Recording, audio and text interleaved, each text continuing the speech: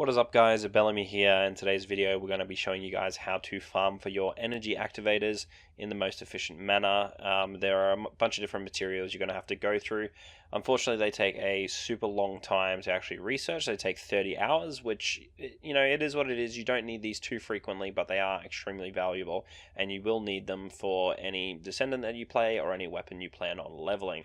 I myself have used quite a few at this point. I have, in terms of my descendants that I've leveled, I've got a few that I've kind of min-maxed. I've got my ultimate Glay, my bunny, and I'll be working on my ultimate VSR, which is in the middle of researching right now. It should be super close to being done. Yeah, I got about 5 hours left, so very exciting stuff there. Now, researching this one, like I said, takes about 30 hours. It is unfortunate, but the materials are pretty easy to get in general. So we're going to go ahead and go through a kind of rotation to get the majority of the materials. I will not be covering how to get the energy activated blueprints. They're pretty straightforward. They have a base 6% chance to drop from any odd numbered amorphous material in the game, and using shape stabilizers will increase your odds on that. It's kind of just RNG. There's nothing really you can do about that. You'll see if I look at any amorphous material here, this one's 123, it's an odd number. This one's 113. All of them have this 6% chance to drop the energy activated blueprints. Same goes for boss amorphous materials. If I have any of them on me, that's 56. It's even. I don't know if I'll have any there. Here, 105. Same deal.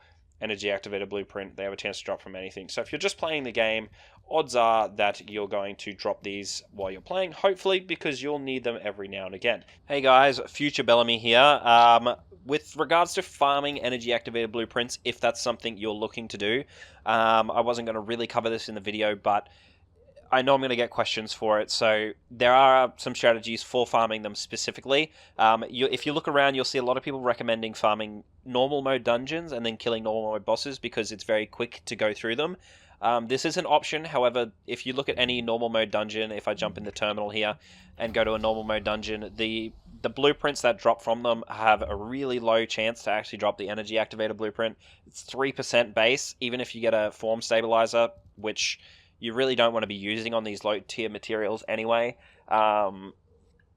It's not going to increase your odds too astronomically, and it's just not worth it. If you are at the point where, and this isn't too difficult to get to, if you're at the point where you can comfortably farm hard mode dungeons, i.e. the Magister Lab in Kingston, it is a very, very quick dungeon, and even on hard mode, the boss is easy, the dungeon's really, really short, you can run it in 10 minutes or less.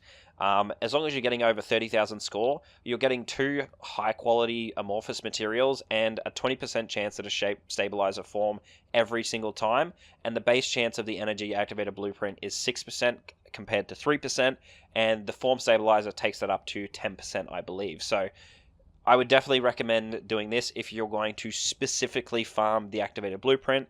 However, my biggest recommendation for you would be if you're chasing the blueprints, jump into your access info, go to amorphous materials, and have a look through some of these materials. Like I said earlier in the video, all of the odd numbers are the ones that are going to have a chance to drop your energy activated blueprint. But have a look through and have a look for ones that are going to drop other rarer materials that you're going to want to target farm. Ones like, in this instance, this pattern here has a chance to drop Ultimate Bunny. If we do get a shape stabilizer form for this one as well, we can use it on. We'll have 10% chance for an energy activated blueprint and 16% chance to drop this Ultimate Bunny piece. And not only will you be farming energy activated blueprints, but you'll also have a chance to farm actual specific materials for things that you want. It could be a weapon part that you want. It could be a descendant part you would want. But like I said, I wouldn't just brainlessly farm any blueprints just because they have energy activators in them. If you happen to have some already, just by coincidence from other content you've been doing, by all means, jump in, kill the bosses, have a chance to drop them. I wouldn't go out of your way to farm them, though. I would farm materials for things you actually want outside of the energy activator, and if you're lucky, you might hit it along the way.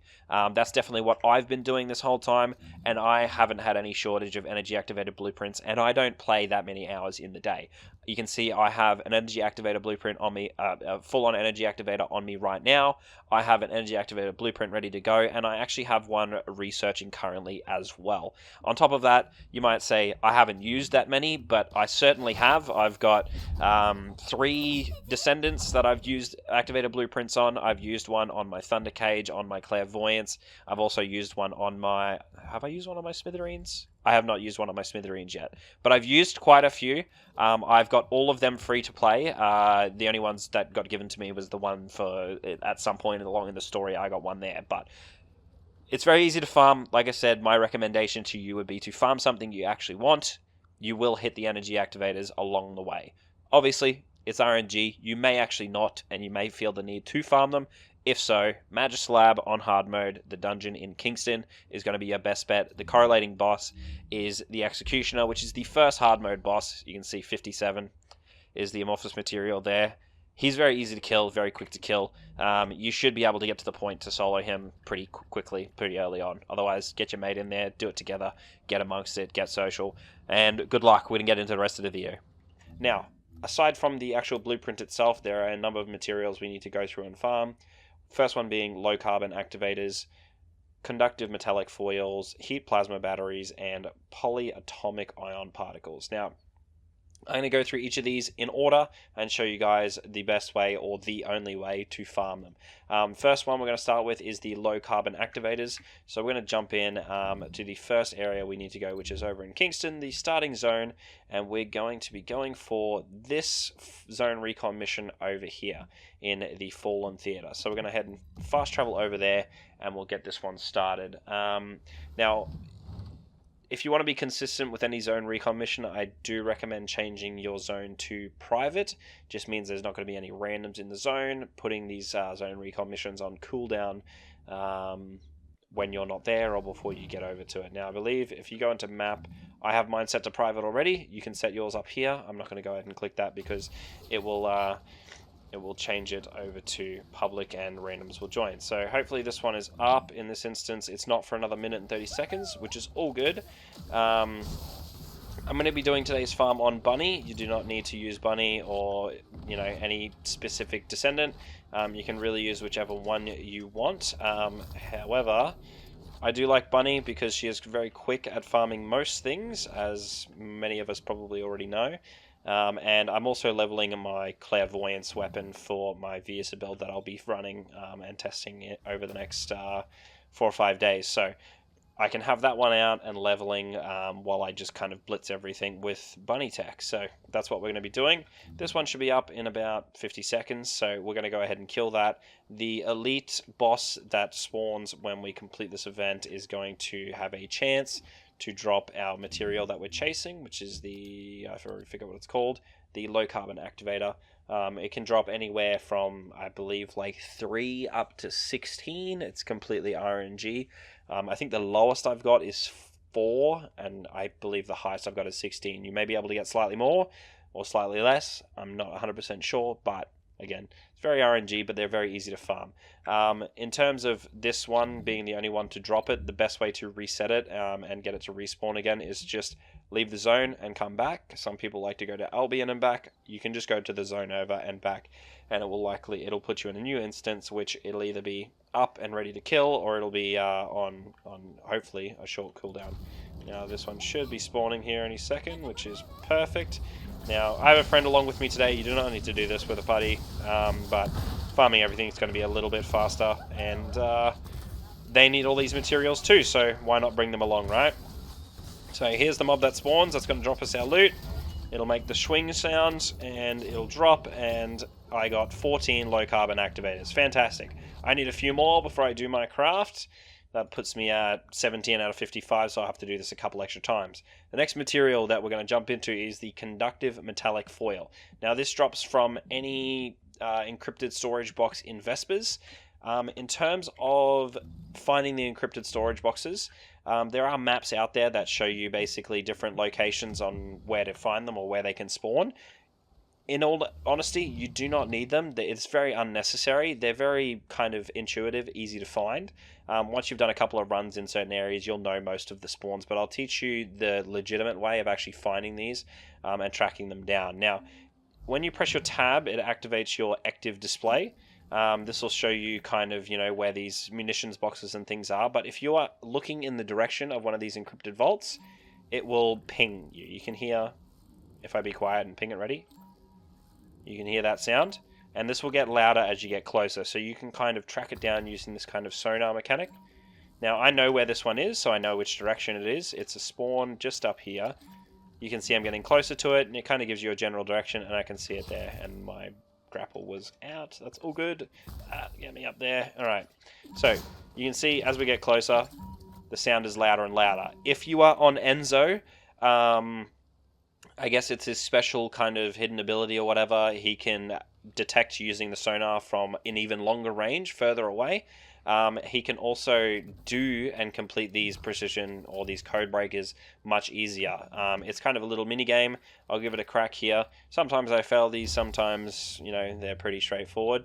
But you just need to kind of click in the square with whatever click it wants you to do, and then you're good to go. It's probably press A button on console or on Xbox, whatever it is. Not 100% sure. I'm assuming it's pretty straightforward as well.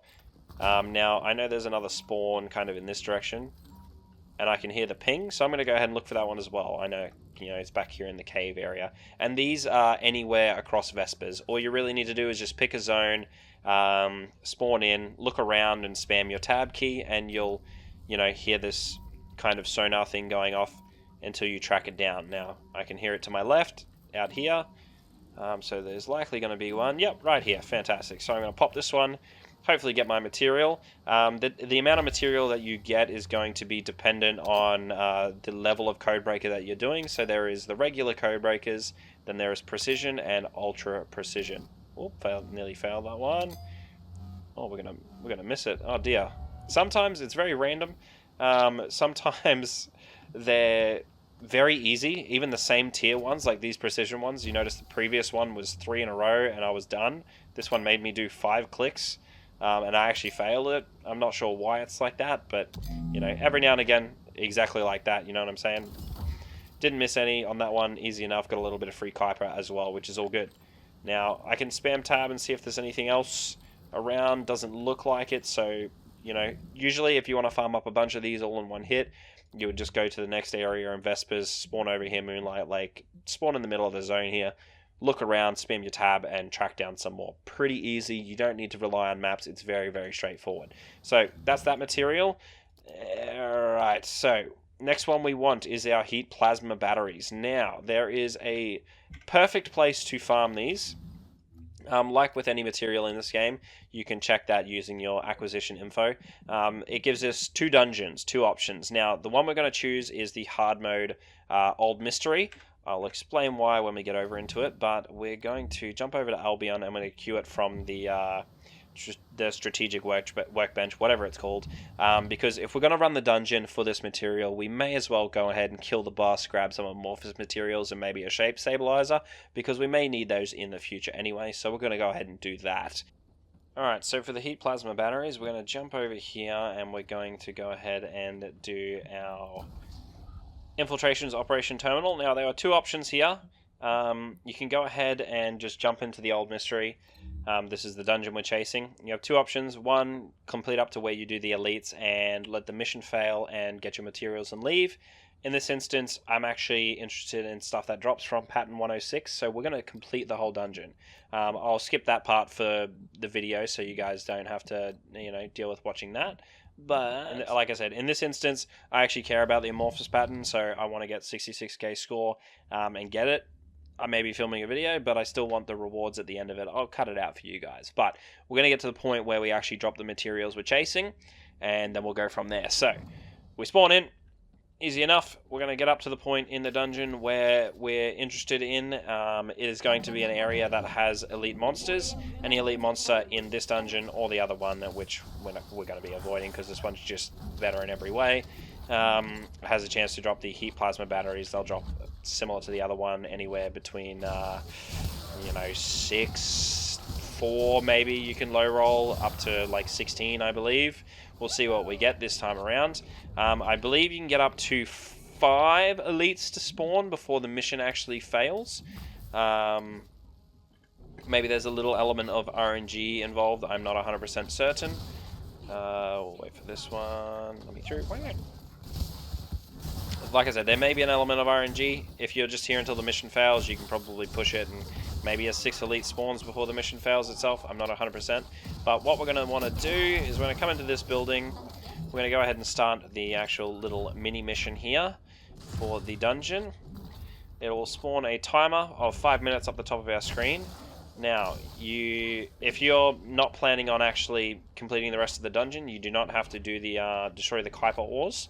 You just have to run around, kill the mobs that spawn in the room, and wait for the packs that spawn the elite monsters, kill them, and get your heat plasma batteries. In this instance, we're going to complete up to 5 out of 6 because while we're here, and because we want the actual amorphous material for the dungeon, we're going to actually complete the mission before the time runs out and go ahead and complete the rest of the dungeon. I'll cut that part out of the video for your guys' sake.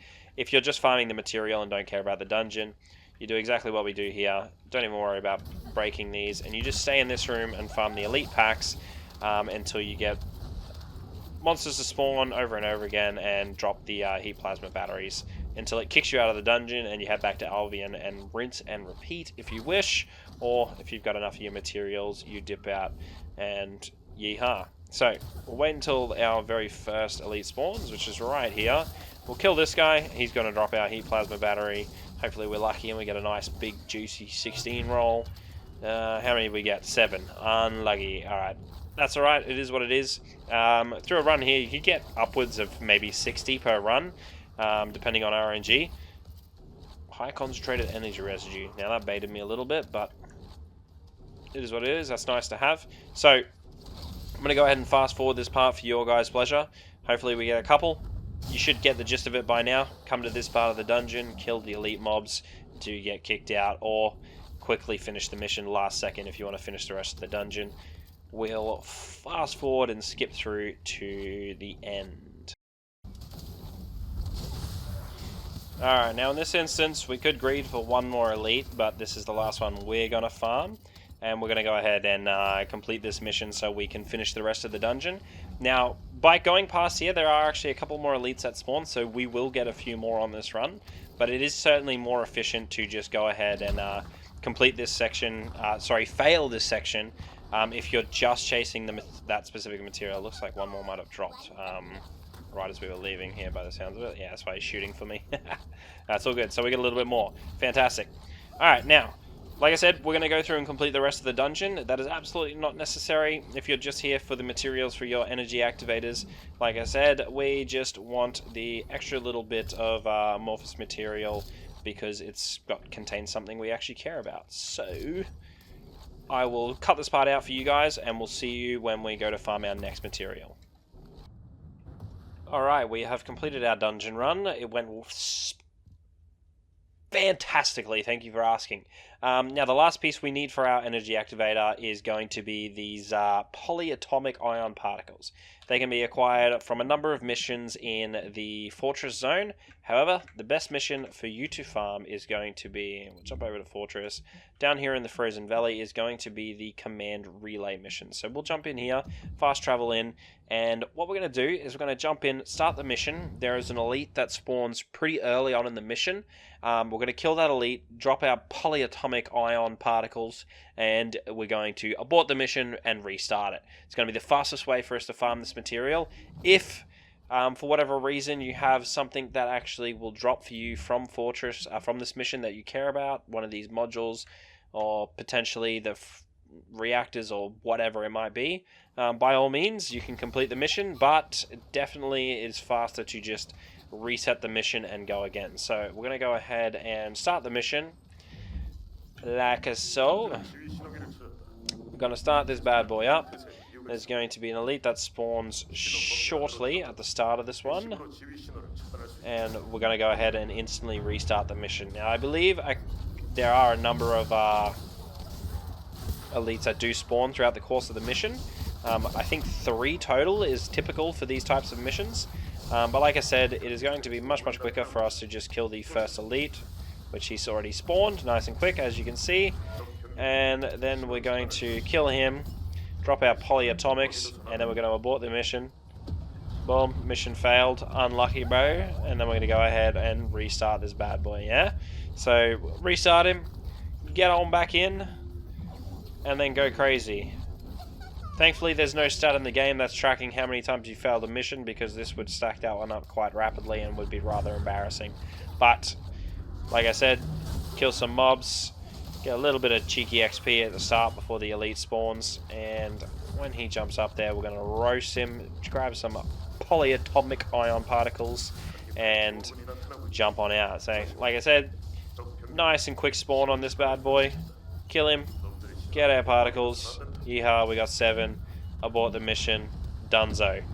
Rinse and repeat until you have all of your materials, and then you're going to jump on over, head over to, what's her name? I always forget the name of the lady in Albion.